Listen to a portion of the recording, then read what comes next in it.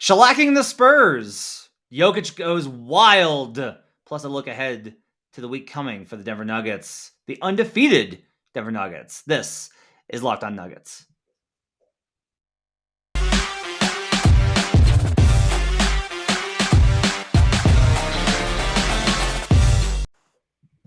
Welcome into Locked On Nuggets. I'm your host, Matt Moore, alongside my co-host, Adam Mares. I'm the senior NBA writer for the Action Network and the Nuggets insider for 104.3 The Fan in Denver. He is Adam Mares, who is some sort of vague title, head of things at DNVR. You can check out his work at thednvr.com and follow him on Twitter at Adam_.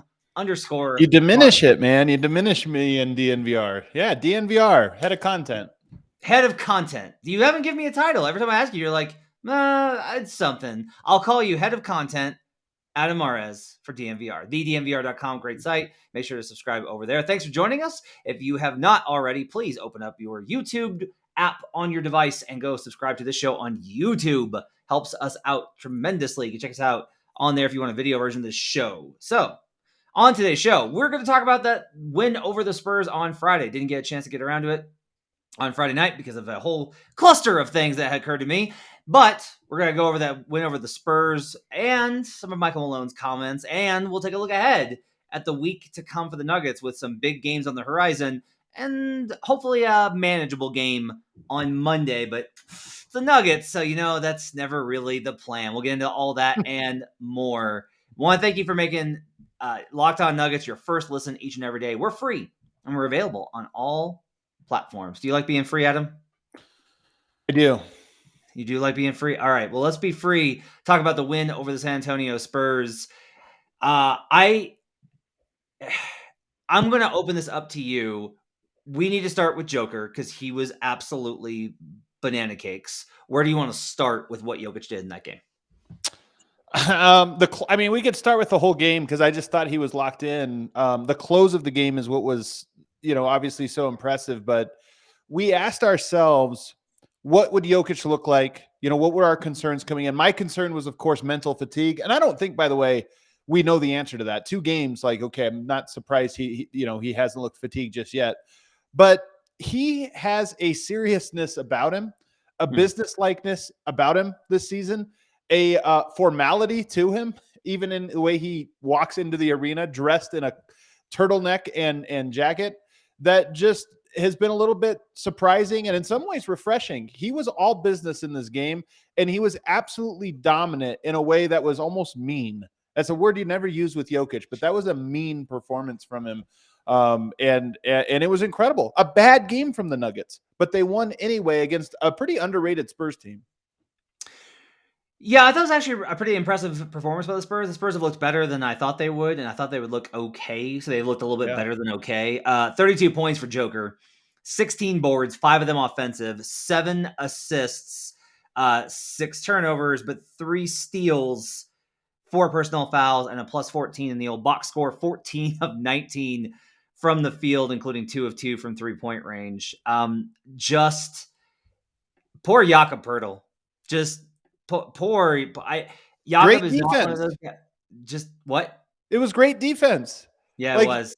Poeltl wasn't doing things where you're like, oh man, he's getting roasted for mistakes or anything. It was just good defense, and Jokic didn't care. The way I would describe it is Jokic was looking through him, just like he wasn't even there. Yeah, and he had so many counter moves on him, and just Poeltl was there on him, and he's hitting those faders. There's just not a lot you can do. There's just you're largely helpless in that regard. But here's the thing about the game, because Jokic has gone 14 and 19 or something before. Here's the thing that really stood out to me, especially in that fourth quarter, where Jokic slammed the door on this fourth quarter. Popovich laughed about it after the game. Greg Popovich. You think he's going to get tired of complimenting Jokic? Sometimes a coach will compliment a player, and then reporters will run with it, and they'll be like, "Hey, I'm done complimenting the guy." Right? Popovich, no, still complimenting him, still falling over himself to compliment him. But the thing that stood out to me about all those jumpers in the fourth of this one, he was jogging back as soon as it left his fingertips. If you go back and watch the highlights of this, Jokic was shot it and was like, that one's in, and just jogging back, just knowing that they were going in the entire fourth quarter. I don't think he missed in the fourth quarter. He might have missed one. I don't remember. And, but he just, the confidence every time it left his fingertips. I knew watching him, the Nuggets weren't going to lose this game because I just knew he would score exactly as many points as they needed. Yeah, it's interesting. I don't think the starters played well. I thought the bench in this one played a lot better, and the numbers kind of bear that out. Like I thought, JaMychal Green was obviously a big story. By the way, my Twitter mentions lit up with you've absolutely nailed it with the only one Green is good at a time. Only Dos Verde, uno bueno. So that's how that works. Is only one of Jeff Green and JaMychal Green can be good in either game. I'll also say though, I'm going to go ahead and lead this off. I thought Facu Campazzo was really. I was wondering what you were going to say about his game because I thought it was very good. Outside of the air ball that he shorted by like 5 feet, he was really good. Like I thought that's that part you can only hope for so much. So much, but the defense and the impact on the game, I thought was very big in this one. Yeah, and the 4 assists were like he was killing them with pick and pops to JaMychal. Like I think honestly part of this was that it didn't feel like he needed to be held up by Jokic. That's a lot of it for me. It's like if you can win those minutes, if you can make the JaMychal Green stuff work, then your value. I think Campazzo's value goes a lot.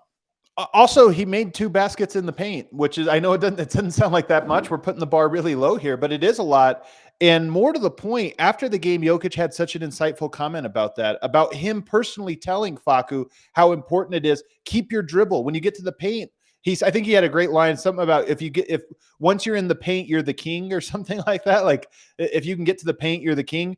And it is true. Like Facu is not comfortable in the paint because he knows he's going to miss shots, and Jokic saying, hey, just keep your dribble alive. It's such a big deal for his effectiveness. And I'm curious to see if that becomes a storyline this season. It's really, I mean, look, it's okay.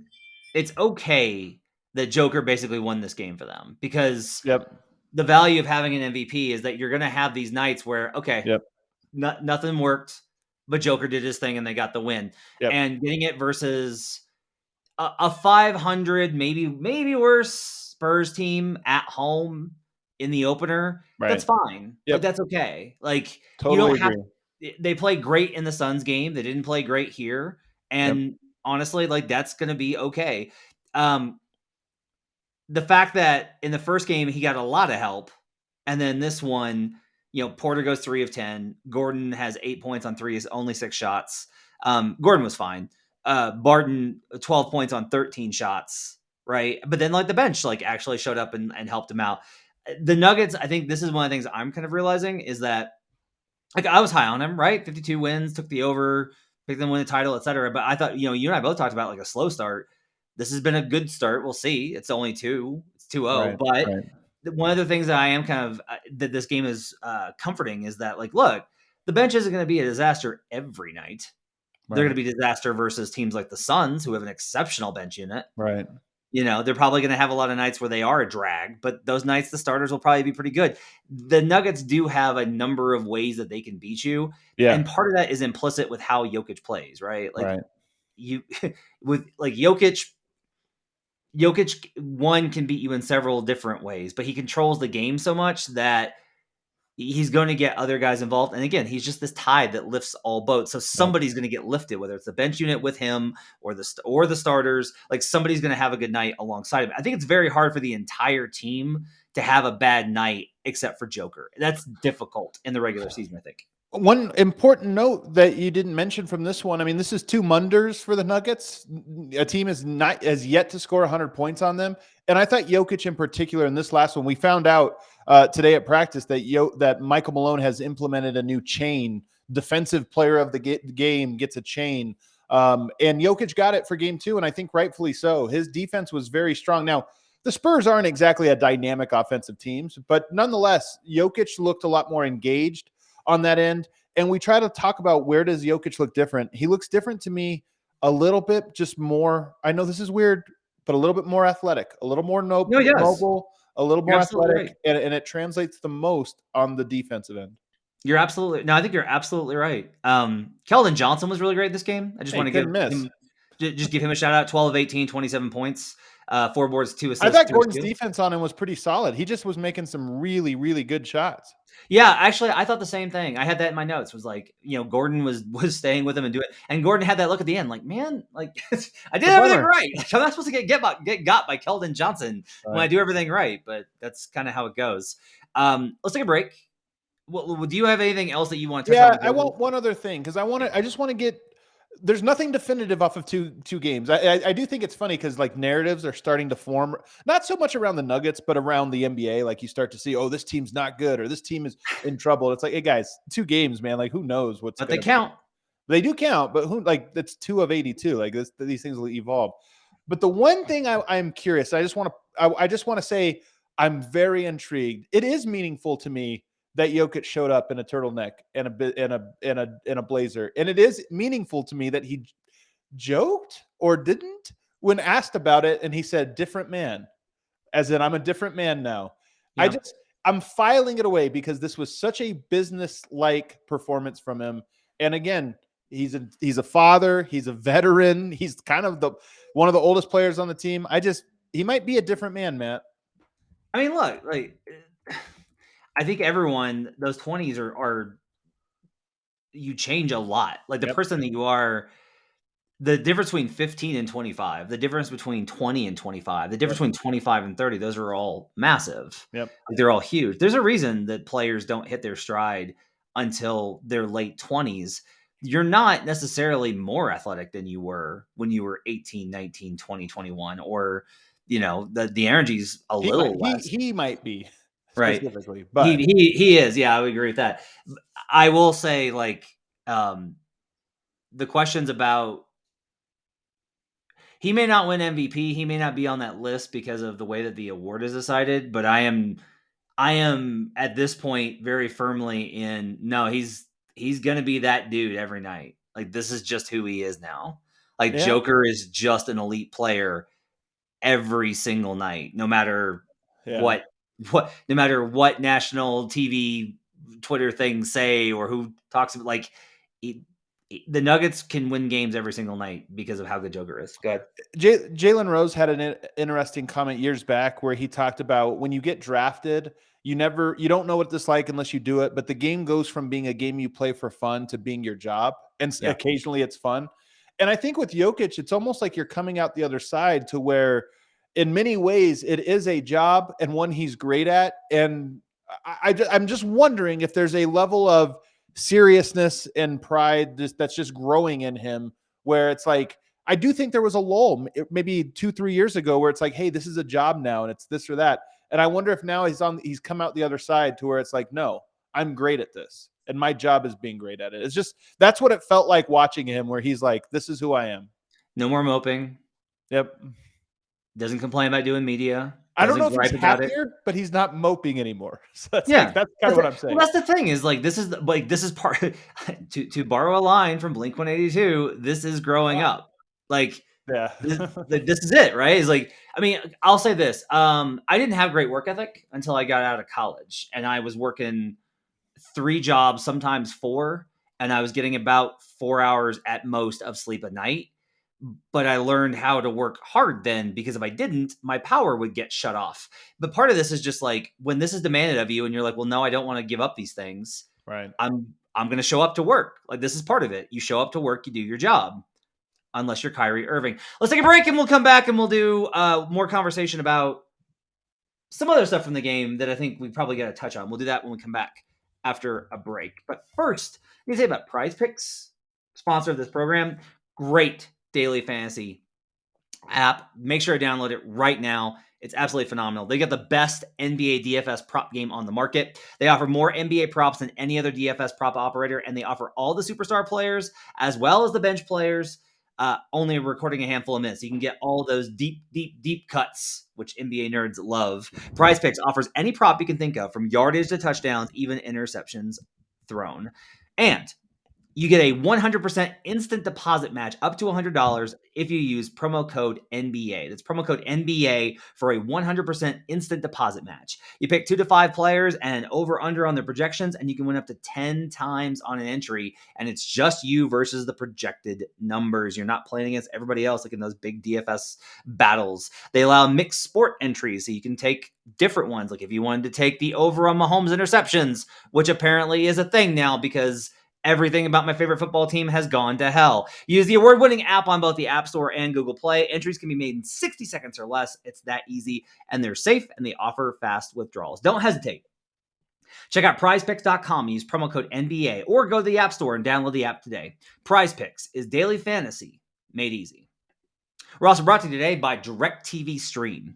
So, you want to get all your stuff. You want to be able to watch all of the great programs. You want to be able to watch all the sports highlights. You want to be able to watch all the different shows on demand or live, all these different things. And you've got all these different logins for all that. Why mess with it? You can just get DirecTV Stream and get your TV together. It brings your live TV and on-demand favorites together like never before. So you can watch your favorite sports, movies, and shows all in one place. No more juggling remotes. No need to buy another device ever again. And the best part, there's no annual contract. Get rid of the clutter and the confusion and get your TV together with DirecTV Stream.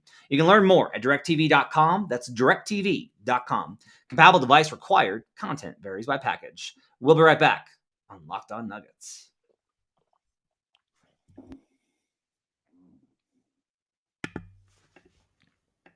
Welcome back to Locked On Nuggets. Thanks for making us part of your day. Thanks for making us your first listen each and every day. We're free, and we're available on all platforms. All right, Adam. So after the game, a couple things. MPJ did not have a good game. Shot 3 of 10, 7 points. Did not had 1 rebound. Played less than 30 minutes. And after the game, Michael Malone says, some people are unhappy that I'm calling plays for Nikola all the time. They better get used to it. That's not going to change. Don't know that it was about MPJ. Maybe it was about Facu Campazzo. Maybe Campazzo's like, hey, what about me? More Run shots. more He's always saying that. Yep. Maybe it was Jeff Green being like, hey, you got to feed the beasts. What do you think about that quote? I mean, it certainly feels like a peek into something we did not know about. I mean, it definitely feels a little bit like, oh, interesting. Does that mean there's some trouble brewing or some, something about a disgruntled player? I mean, it certainly feels that way. Not reading into it too much. But Michael Porter hasn't been great to start this season, and he hasn't been great in the way of, I don't think he's finding, I should say as a score. I thought that first game he was very good. We talked about it. But I do wonder if he is struggling to find his points, like where they come in the flow of this offense. They're there. I just wonder if to me, I've said this for years. He needs to find where these shots are when you play through Jokic. Not he needs to wait for the shots he wants in isolation. Okay, I'll play. I'll play tonight. Let's play. I disagree, and I think the coaching staff has failed to adequately account for what they need to do with Michael Porter Jr. I think that this is like a really great question to me with where the NBA is at. It's so easy to build heliocentric systems because of pick and roll and DHO. Now, Joker is outside of the cosmos of this. Like, I think you are better off building an ecosystem around Jokic rather than Damian Lillard or Steph Curry or people are involved in a Jokic heliocentric offense in a way they're not around a LeBron or a Luka. Yeah. You do not just sit on the corners and wait for Jokic to do something and then kick out to you. It is like, I think Russell Westbrook in OKC is probably the worst example of this. And that great. Yep. I love Russ. I do. I'm one of the few people that have loved his game and appreciate what he did. And remember when he was legitimately a serious MVP candidate before the 2017 stuff. Like 2014, Russ was berserk. He was so good in so many areas. Okay. However, like when they went to heliocentrism around Westbrook, the offensive rating was terrible. This is one of my key arguments when I argued against his MVP was if his impact is on the offensive end and the offense isn't good, then what are you really doing there? Now, a lot of the modern ones, which are heliocentric, Dame, Harden in Dame less so, honestly. Harden in Houston, I agree. Trae Young, Luka. Yep. Those are really even efficient. LeBron. I would say LeBron too. Yeah, in Cleveland, LeBron. Yeah. Yes. Those systems were highly efficient. Like those had great offensive efficiency numbers, Right. in part just because of where the game is in terms of the 3-point volume, right? Like you space the floor with a guy that can break down off the dribble and can pass, and you're just going to generate it. In the playoffs, it gets harder, yada, yada, yada. My point here is let's look at a team like the Warriors, and the Warriors fans are always complaining about Steve Kerr because they're like, why don't they just run Steve? Like, let's just run. They Steph want a Curry. more heliocentric offense. Yeah. Yeah. They're wrong, by the way. And they're wrong. And in that, the Warriors do not have anyone as good individually at scoring right now, for sure. Clay even then, like Clay's off the dribble game. I actually think MPJ's is maybe a little bit better. Like it's close, right? Clay's a better shooter, and Clay's a way better player for a number of reasons, but like not even same universe of player. But I'm just talking offensively. MPJ's got a bag, right? Okay. I think that the coaching staff has to reconcile. And to me, it's like we kind of this is, and I'll say this: we make assumptions like, oh, they're going to have a full offseason and they'll build some stuff in. We're now looking in year 3, and it still doesn't feel like they've built anything in. For MPJ outside of a handful of DHO actions. So I think we actually agree on this. Here's the thing, and this is a basketball thing. Like there's an X's and O's aspect of this. Why I said that Michael Porter, and I put the onus on him, but I actually do think it's a shared amongst the entire organization, maybe even including Jokic. I've said with the way Jokic plays, you don't necessarily need Michael Porter to be a great DHO player or whatever. There's opportunities for him to get shots within the offense the same way that a Klay Thompson gets shots within an offense. Either Michael Porter is being taught this, or it's being like hammered in, hey, this is important to us, but he's not getting it, or the team is not hammering it in. Either way, whatever it is, I think there are shots for him within the flow of what Jokic does well that are not manifesting themselves to him. I don't know where the responsibility lies. I imagine it lies on everybody, including Jokic to a certain extent. But I don't think the team needs to run. What I'm trying to run away from is I don't think the team just needs to call the Michael Porter special more. That's the thing I don't think is the solution. We just need to give him an elbow touch and a post touch and a wing touch. Like that's not it. But he does need to find, and the team needs to find for him opportunities within that continuity offense. Yeah, and this is I think this is a tough fit. To me, it really is. Oh, I don't at all. To me, he is Klay Thompson, and he has those skills in him. But why doesn't the team arrive to shots for him the way the Warriors arrive at shots for Klay Thompson? That's my point. You're better at this than I am. I would assume that part of it is because they're built into reads, and for whatever reason, like when he comes off of a screen, teams are jumping at that, and that's allowing back slips, which Jokic hits. Or maybe.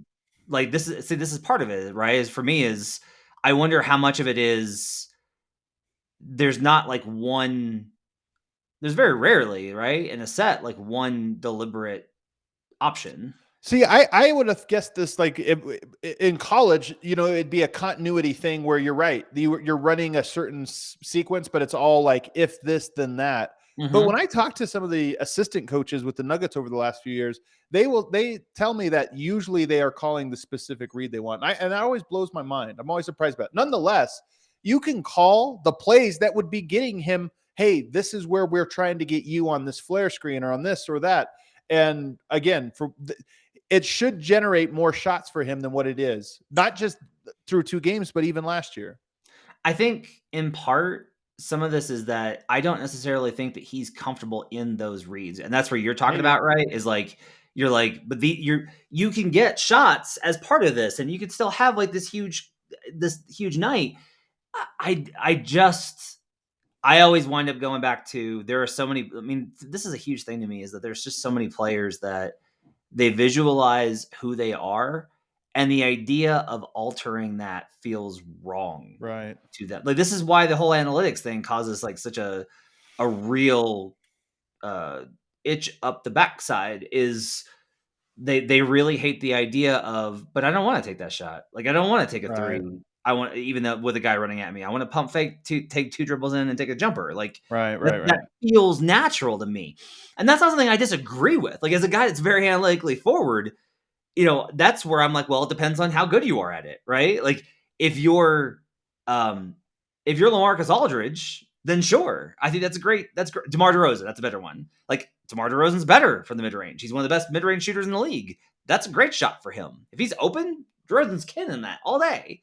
But if you're building in specific mechanisms around the offense for MPJ and he's not comfortable, I don't know where the blame then goes. I don't know because here's the other thing is I know that the rest of would you agree with me that the rest of the players in part want to play for the Nuggets because it's not Houston with Harden and they didn't like they did not like PJ Tucker knew what the deal. PJ Tucker was like, I have a chance to win a title. His skill set's also suited for that. Like PJ Tucker doesn't need a dribble. Right. So that's the whole thing, right? Is I think most of the players in the Nuggets were specifically chosen and added to the roster in part because of that versatility, because they could do multiple things. And they like the fact that they all get to touch the ball and they like the fact that they all get shots. And that creates an ecosystem which has been very successful. Let me ask you this. Do you think Michael Porter would be happy if he was averaging 26 points per game right now, but it was off of these type of plays I'm talking about? So it's not off of the isolation. It's not off these moves. It's just off of Klay Thompson-esque, like moving off ball, running routes and scoring 26 a game. I don't know. We don't know. We don't know that.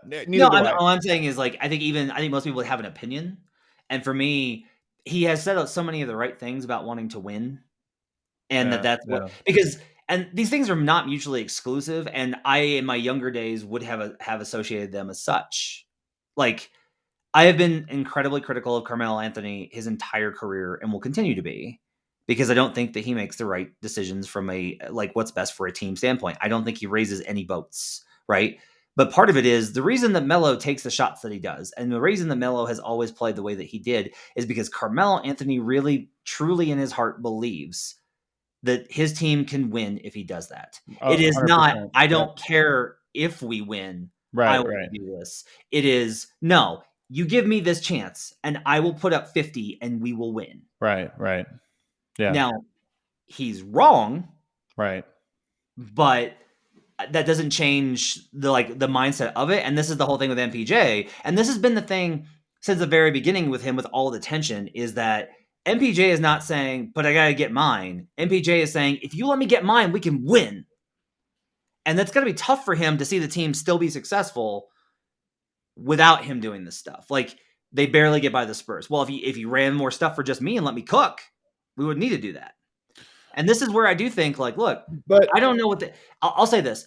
I don't know what the opportunity cost is with the second unit. I've gone back and forth on this like 8 times where it's like, I don't really like him with the second unit, but now I'm like, well, that's like the best place for him to get that because then you don't have that overlap.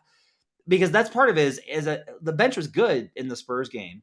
But do I think that a steady diet of Facu Campazzo, JaMychal Green, pick and pop is really going to get you through 20 minutes a night? Right.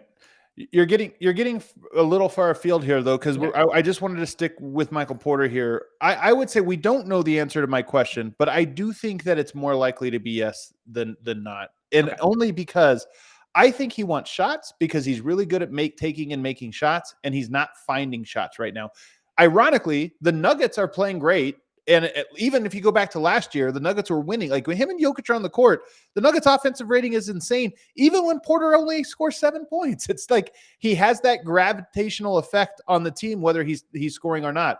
But I think he would be happy if he was getting the volume of shots he wants, even if they were coming off of this Klay Thompson-esque way. The Nuggets, for whatever reason, haven't moved in that direction. In some way, sometimes it feels like they haven't moved any more of that than they were 2 years ago. And I think that's part of what's concerning. The fact that he only has 7.7, what does he have on the season so far? 22 total points, and it's like not on that many shots. Yeah. That's definitely a concern, even though it's only 2 games. And yet, the offense is 13.8 points better per 100 possessions with him on court, and they're outscoring opponents by 16.9. Of course. You know, he plays next to Joker, which is part of it. I'm not even going to get into Joker's 2-game splits, which are absurd. But I'm going to be using them in like 3 weeks for. He's still the MVP. It's a storyline, though. I do think through 2 games, it's a storyline. I think we're going to talk in the next segment. I think this next game's a great opportunity for Michael Porter to have a breakout, but this can only happen for so long. The Nuggets can go 10-0, but if Michael Porter's averaging 11 points per game, at some point, it's just not going to feel right for the team and feel right for him. Man, have things come a long way where the Nuggets going to 3-0 and without their second best player and all this, and it's like, well, but and it's good. It's good. This is part of it. It's funny that I bring that up actually because this is.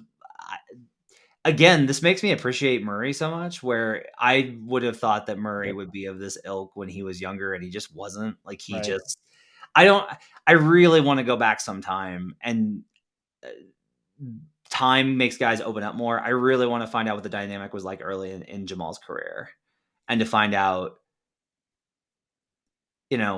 how he dealt with these kind of things of like, you want to be this type of player, because Jamal basically was just like, no, like I get it. Like such an admiration for Jokic, like such a respect level for him. Yeah. I'll tell you one thing. Porter was better out of the package than Murray was. Murray took a while. Like he had to climb. Handle. Yeah. Porter from a talent perspective was really good right away from talent wise. And I think that's part of what it is. Yeah. All right, let's take a break. We'll come back and we're going to talk about the games coming up this week versus the Cavaliers, the Jazz, and the Mavericks. And we'll bounce a little bit around the NBA because I always like getting Adam's thoughts on that. But first, I do have to tell you about Built Bar, how I love you. So they've got so many delicious flavors. There's something for everybody. They've got all these great flavors. My favorite is coconut. I just think it's amazing. It's such a great flavor. Cherry barcia, raspberry, mint brownie's very good. Double chocolate, salted caramel, strawberry, orange, cookies and cream, German chocolate. If you haven't tried them all, you can get a mixed box where you get 2 of each of the 9 flavors. You can check out the macros on these. 17 to 18 grams of protein, only 4 to 5 grams of sugar, and only 4 to 5 grams of net carbs. Amazing flavors. They're all tasty, and they're all healthy. Go to Built.com and use promo code LOCKEDON, and you'll get 15% off your order. Use promo code LOCKEDON for 15% off at Built.com. We're also brought to you today by Rock Auto. So I actually somehow lost my gas cap. Like it was just like a random thing that happened and I lost my gas cap. And so I went on rockauto.com and I ordered a new one for my Rogue. Got it. Great. No issues with shipping. Came in and like no problems with the packaging. Came in. It was great. Worked perfectly. Awesome. And that's just an example of all the things that you can get. And you get it for so much cheaper. You go to those big box stores, they're going to charge you 30%, 50%, sometimes 100% more for the same parts that you can get at rockauto.com for the right price. Rock Auto is a family business serving do-it-yourselfers for over 20 years. Go explore their easy-to-use website today and find the solution for your auto parts needs. Go to rockauto.com right now and see all the parts available for your car or truck. Write Locked On in their How Did You Hear About Us box so that they know we sent you. Amazing selection, reliably low prices, all the parts your car will ever need. rockauto.com. We'll be right back on Locked On Nuggets. Thanks for making Locked On Nuggets your first listen each and every day. Now make your second listen Locked On Fantasy Basketball. Josh Lloyd hosts the #1 fantasy basketball show on the planet. It's free and available on all platforms. Check it out today, wherever you get your podcasts. Final segment here on Locked On Nuggets with Adam Mares. So glad to be back with him. Adam, so tomorrow, today, as you're listening to this, it's Cavaliers. They have the Cavaliers at home on Monday. Then, because the league hates them, they have their first back-to-back versus Utah. Can I rant for a minute? Go for it. Don't make division games back-to-backs. I know, it's a This great is rant. ridiculous. It's not that many games. I get it. It's more than any other, right? It's 16 games out of the season. That's a lot. Yeah, I get that. this is a great take. That's a lot of games. They I matter understand too it. much. You do this every year, the division rankings and this or that head to heads. And it's Yep. so true, man. Like if you have not all back to backs are equal. One, I'll just say this: we need to get rid of non-conference games. I'm just throwing that out there. We need to get rid of I not don't maybe. like that. I mean, come on, I know. man. Like I know you want to keep them. Everybody likes. Here's the thing: everybody likes them. Okay, everybody likes them. You can keep a handful. I think it's fine. Now, look, listen. It's okay if Orlando does not get to see LeBron. That's okay. Like no, will it's be not. fine. It is Why? not okay. Why? Not everybody gets to see Mahomes back when he was good at football. Like not everybody gets to see Football's Teddy gonna be Bridgewater. only 17 games. No, this is you've already got to the point of this. Like you are more concerned. We're getting too close to baseball, and guess what? Nobody watches baseball anymore. We're getting too close to what's the perfect. How can we make this perfect? Let's make it perfect. We are all observers. We're not playing. We're not winning and losing. We're observing. We're cheering on and enjoying ourselves. And we need the LeBrons and the Jokic's to get to go into every city so everyone gets a chance to touch the hem of Michael Jordan's cloth or his jersey. This is why we do it. So yes, I want to see these matchups.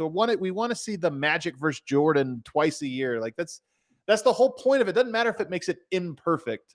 We'll argue about this another time. We're gonna switch things up, and I'm gonna get you on Locked On. We're gonna go 10 rounds on this. All right, but anyway, the division games should absolutely not be back to backs. These are rivalry games. These are like this game can literally wind up being the difference between the 1 seed and the 4 seed, or the 2 seed and the 6. Like I've seen this before. Also, just should be a great game. Like that should be a great game against two opponents that know each other very well. Yeah. Only one is going to be exhausted. Yep. And it sucks. Yeah. Now, I will say, if you're going to get back to back, you want to get it in the first 2 weeks of the season. That's true. That's a good point.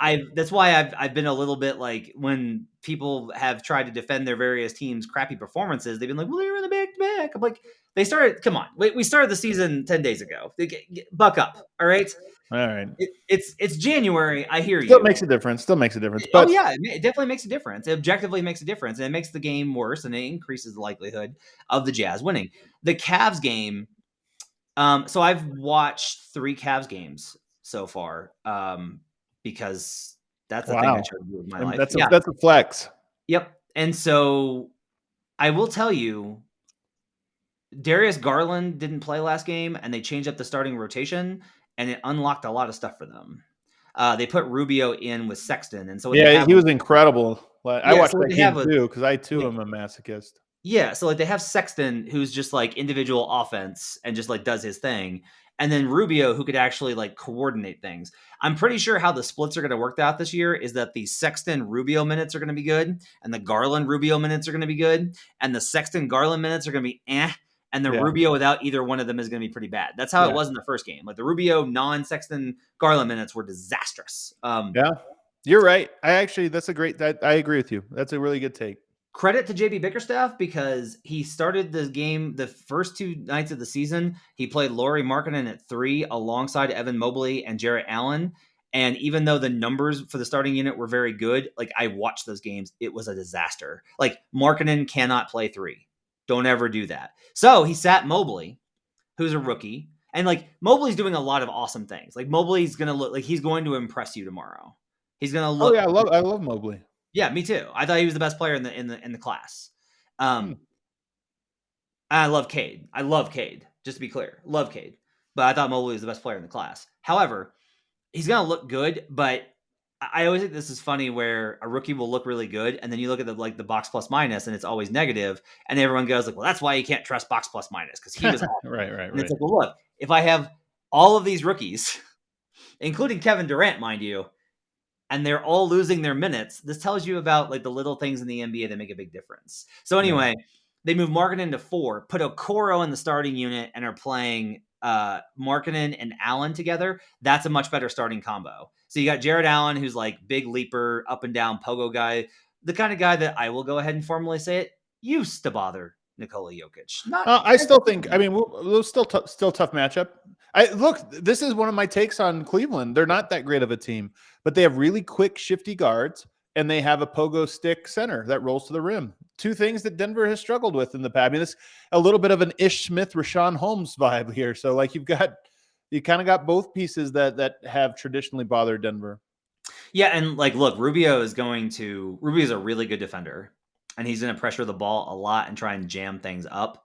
So now they're still, I think Cleveland will probably still get mesmerized by some of Jokic's stuff. Yeah. Um, They've gone pretty big a lot too, haven't they? I mean, you talked about this last game, but they have been playing 2 or 3 bigs at the same time, kind of 2 or 3 centers at the same time. They have to. They kind of have to right now. Like, their number 2 pick in the draft is a power forward. Yeah. They paid Jared Allen $100 million, and they paid Lauri Markkanen like whatever it is that they paid him. Right. Like, this is why the Markkanen thing didn't make sense. And Markkanen is the weird one here. Well, and I said it at the time where I was like, well, look, if you have Markkanen and Allen, that makes great sense. And if you have Markkanen and Mobley, that makes great sense. And if you have Mobley and Allen, that makes great sense. But Mobley and Markkanen and Allen makes no sense whatsoever. They started, didn't they? I think they started. It's like, that's 3 centers, really. I mean, that's 3 centers in today's NBA. And, well, here's the other problem is they got murdered defensively, and then they started Okoro, and it's like, oh, okay. Like, Okoro's their best defender. Now, Okoro's a nightmare offensively. Right. A big question in this game, if they do that, is going to be the bench, right, for Denver. Is Denver's bench beat up on a bad San Antonio bench? This is if they start that same rotation. If Garland comes back and Rubio goes to the bench, it's a little bit more even. But if it's the same, if Garland's out, then the Nuggets bench needs to win those minutes because you're going against Mobley, who's a rookie and going to make mistakes. And then like Chetty Osman, who's a disaster. And then like they also started Kevin Love the other night, by the way. That was weird too. There's like lots of weird things in the second. No, they didn't start him. Sorry. That was, I read that wrong. But Kevin Love's playing in the rotation. You got to win those Kevin Love minutes. So this is the big thing is one thing I'll say, because they do have some good guards. I don't know what the status is on Garland. He's the type of guy that should really give Denver a problem, but Denver actually is more equipped to handle that than they have been traditionally. I mean, they do have now Dozier, Campazzo, and Rivers all playing, and all those guys are pretty solid on-ball defenders. Those guys, and they haven't all been available in the past against your Ish Smiths of the world and what have you. So Denver might. I'm curious to see if they can handle the Sextons and Garlands and even Rubios. I'm curious to see how they do against them. By the way, your Denver Nuggets have the 8th best defense in the NBA through 2 to 3 games of the season. Woo! What's funny about this, though, is like I can't tell if the Suns are good or not. Yeah, I'll tell you that's been rattling around my brain as well. I don't know if they're good at or not at all. I think they will be good, but like I don't know how to quantify that win for Denver. I just don't know what to make of it. Well, so that's what's weird, right? Is so they lose to Denver in the opener, look sluggish and tired. They beat the Lakers, beat the pants off them. Yeah, beat the pants off them. Who the Lakers are a mess. They go into Portland on the back-to-back, and Portland boat races them. Right. Yep. And it does seem, I will say, like the Suns fans that were chirping at me because I took their under, they've kind of said like, we're still going to be fine. Like some things are concerning, but we're still going to be fine. And that's like, this has been my thing is I was like, look, when I took the under 51.5, I wasn't like, oh, you're going to miss the playoffs. I was just like, it's not going to be as easy as last season. And a lot of this is like the absence of Dario Saric is really glaring to me. Right. Yep. For sure. Them not having any other option or style of play, I think is really stands out. The Blazers are another one because they looked horrible in that first game and then just absolutely wrecked the Suns. And now I'm like, okay. I think the NBA is in a very healthy place. I don't know that there's real parity in the NBA, like at the very top. Right. I just think that every night there's a good team. I mean, there's Orlando's bad. Who else is really? There's 3 or 4 teams that are. What's that? They beat the Knicks tonight. Did they? Well, there you go. Yes. I do think there's 3 or 4 teams that are truly bad. But outside of that, there's a lot of there's not as many easy nights as there have been in years past. And I wonder if that's going to be a trend for years to come. There's you look at the rookies that just came in here. How many of rookies do you like in this class so far? Because for me, it's like 13, 14, Yeah, way more they all than look usual. great. They all look really good. Jalen They Green all had look really 30 good. had 30 tonight in his first breakout performance. Like he'd be Scotty bad. Barnes looks incredible. I mean, they Yeah, just got, Scotty looks great. even you go down the list to guys like Giddy, they look like if they're not great now, but they're going to be good. I just feel like there's a lot of players that are coming in where you're like, yeah, that's something. That's a guy that'll probably be around. Miles As Bridges is looking good. Even guys two years ago that you were like, I don't know, maybe kind Yeah. of weak, whatever. Now it's like, oh no, this guy can play too. Yeah. You know who hasn't looked actually, if you want one, you mentioned Orlando, Jalen Suggs. It's not look good. Really? I think he is good though. I do. Well, no, that's the thing is like I don't how you do in your rookie season, I don't even necessarily Yeah. think is like it matters, right? Like guys that are great right away, you can be like, "Oh crap, like they're really good." Yeah. Um but that's I think is kind of RJ Hampton's looked pretty rough too over there so far. So yep. Yeah, he's Cole had Anthony, those looking great. Cole Anthony did have a really good is having a really good time. Yeah, RJ was 3 of 12 tonight in a win. So, but hey, he was a +3. Gave him that defense. So they got the Cavs, and then the Utah matchup I think is largely the same. Rudy Gay is not back yet. That's like a big thing here is that Rudy Gay is not back, so we have no idea what the small ball counter for because I this was is gonna say, has Whiteside been playing a lot? I think so. I think I he haven't has watched too. I their think I game. saw him with like a 15-minute game or something like that. So like, this is a lot of it. Well, they're already complaining about him. I'll tell you that right now. It's like the Jazz fans are already like, oh boy, this is gonna be like the analysts that cover the Jazz, the media guys are like, oh boy, this is like they had low expectations and they're still like, oh, this is gonna be a thing, huh? Okay, well, here we go. Yeah, Well, he's playing 17 minutes a night. So okay, does have a plus minus of 9.5 though. there you So go. there you go. Let me ask you this. I'm going to go back to this Cleveland game because the Utah Okay. game, second night of a back-to-back, it's messy. Who needs to play well? Like in that game, does Michael Porter, especially if they're going with this big weird lineup, do you feel like this is not a must-play great game, but it's like, hey, this is your moment? Probably won't happen against Utah.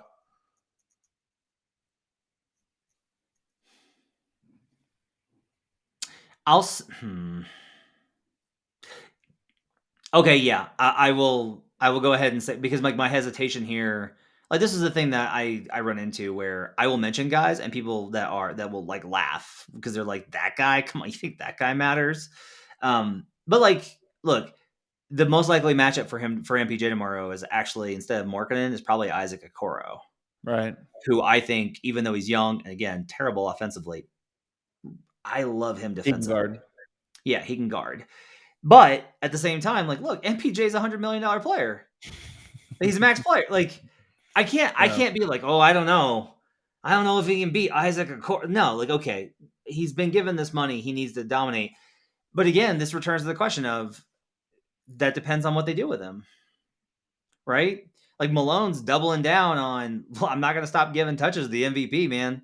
Which, you know, hard to blame the man whose livelihood depends on the team's success. Like, you know, Michael Malone does not have a 5-year, $200 million guaranteed deal. So hard to blame him on that front. But I will say that I think they can probably win tomorrow just based off of their offense. I just think that their baseline offense is so high that even if Cleveland plays good defense, I don't think Cleveland's offense can keep up.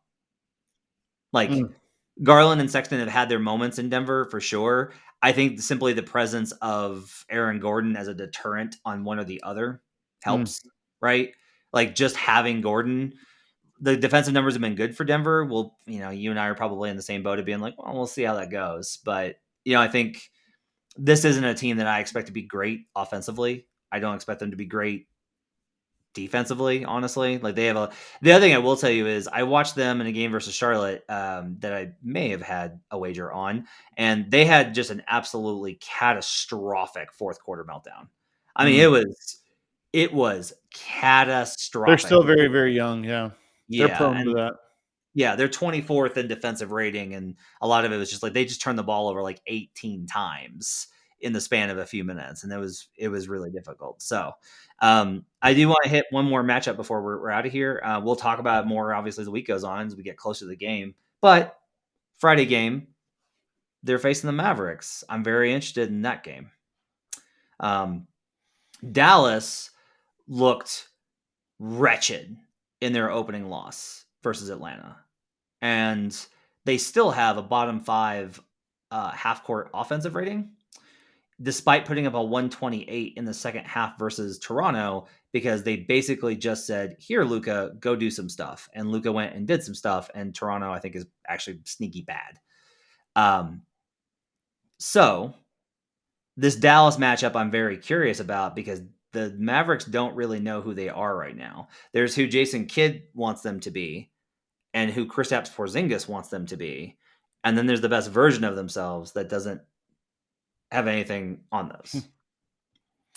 Yeah, I mean, well, I definitely have not. My mind can't go that far out, but you just can't process that. I just can't process it. That I would love to see the Nuggets get to 3-0. It would be a nice little start to the season, and it would make for Tuesday night's game against Utah to be really, really fun. But I'm more than anything, I'm curious to see Michael Porter and how he comes out, and Aaron Gordon as well. But Michael Porter especially, one of these nights he's got to have a big game again. I think it's going to be tomorrow. Before we leave, I want to bring this full circle. That pass that Jokic threw, so funny, that almost took off that Spurs player's head as he was like, what? It was Derrick White. Yeah, it was Derrick White. That was a like I don't blame MPJ for missing, because MPJ like had his hands up, and then all of a sudden the ball is in his hands, and he's like, I'm not sure it was a good pass. Like, it was a great pass, but I'm also just not sure what the point was of the pass. It was really cool that he can do that. Go on. I mean, Michael Porter should have been ready to shoot it, and then it would have been a great pass, but it was just it's like, just because you could, you were so busy with whether or not you could, you didn't stop to think whether or not you should. It was one of those passes. Life finds a way. Yeah, I mean, I get that, but at the same time, you gotta. It was awesome, and I'm glad it happened. Joker's, yeah, like, okay, look, Joker's all business now and is serious and grown up, but you gotta let him do some stuff sometimes. Yeah. He still gets to do some stuff. All right. Oh, one final thing on that game, on the Spurs game. Spurs had fewer turnovers and Nuggets won. That's how good Jokic was. Broke that streak of. Oh, we didn't even mention that was the real story of that game from a team perspective. And Nuggets so sloppy with the ball. Just sloppy. Which, honestly, I feel like I have to check this anecdotally. I feel like their home openers usually are. They're hyped up. Too much energy. Yeah, I can see that. So, all right, let's go wrap it up. For Locked On Nuggets, thanks for joining us. Thanks for making us part of your day, making this your first listen each and every day. Check us out on YouTube, subscribe, and check us out wherever you get your podcasts, and rate and review and like and follow on. I saw a bunch of people on Twitter were like, how come nobody told us this was on YouTube? If you'd listened to the show, we've been telling you it's on YouTube now. So don't say nobody told you. I don't think we hype it very much. And also, to be fair, we need to start hyping it earlier in the show. Yeah, I mean, I'll get some air horns. Also, I don't really want to hype it till I get some decorations behind me. Yeah, because you're looking pretty raggedy on the production side. I look sharp, as I always do. I'm Matt Moore. You can find my work at the Action Network, and I'm the Nuggets insider for 104.3 The Fan in Denver. He is director of content. It's head of content, right? It's all right. I'm going to write it down. Head of content for DMVR. Adam Mares. You can find his work at thedmvr.com. Make sure to subscribe and get signed up. Get a subscription for DMVR. Check out the bar, DMVR bar. That's the name of the bar, DMVR bar.